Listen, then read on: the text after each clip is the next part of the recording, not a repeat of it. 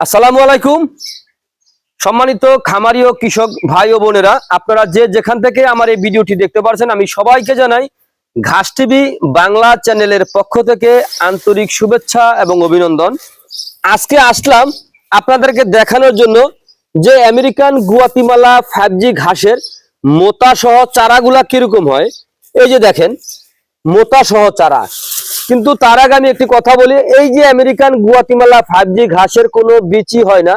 এই ঘাসটা কিন্তু এই মোতা সহ চারা হয় কাটিং থেকে। এটা কিন্তু আমরা বীজ থেকে হয় না, এটা কাটিং থেকে হয়েছে।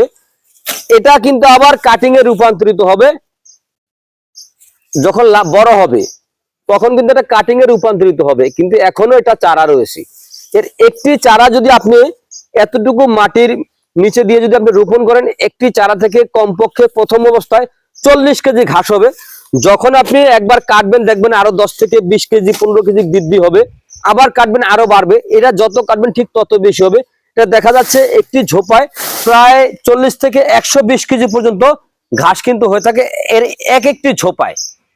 তো আপনারা যদি এই আমেরিকান গুয়াতিমালা 5G ঘাস যদি আপনার গবাদি পশুকে খাওয়াতে চান, তাহলে এই ঘাসের মোতা সহ চারা অথবা এই ঘাসের কাটিং রোপণ করবেন। এই ঘাসের কখনো বিচি রোপণ করবেন না, এই ঘাসের কোনো বিচি হয় না।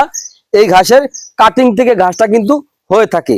তো আপনারা এই শুধু এই আমেরিকান গুয়াতিমালা ঘাস সহ দেখা যায় আপনার জারা ওয়ান হাইব্রিড ঘাস, তাইওয়ান ঘাস, জার্মান অজানা সহ যে কোনো ধরনের ঘাসের কাটিং এর জন্য আমার স্ক্রিনে দেওয়া নাম্বারে যোগাযোগ করবেন। আমরা কিন্তু সারা বাংলাদেশে ক্যাশ অন ডেলিভারিতে এসব ঘাসের চারা অথবা কাটিং ডেলিভারি দিয়ে থাকি। অথবা বাংলাদেশের এমন কোনো জেলা নাই অথবা উপজেলা নাই যে আমরা ঘাসের কাটিং পাঠাই না। বাংলাদেশের যে কোনো জেলা হোক অথবা উপজেলা হোক, আমরা এই ঘাসের কাটিং অথবা চারা আমরা ডেলিভারি দিয়ে থাকি। চাইলে আপনিও সংগ্রহ করতে পারেন। সংগ্রহ করতে চাইলে আমার স্ক্রিনে দেওয়া নাম্বারে যোগাযোগ করবেন। তো আজ এখানে এই পর্যন্তই। আপনারা সকলে ভালো থাকবেন, সুস্থ থাকবেন। আল্লাহ হাফেজ।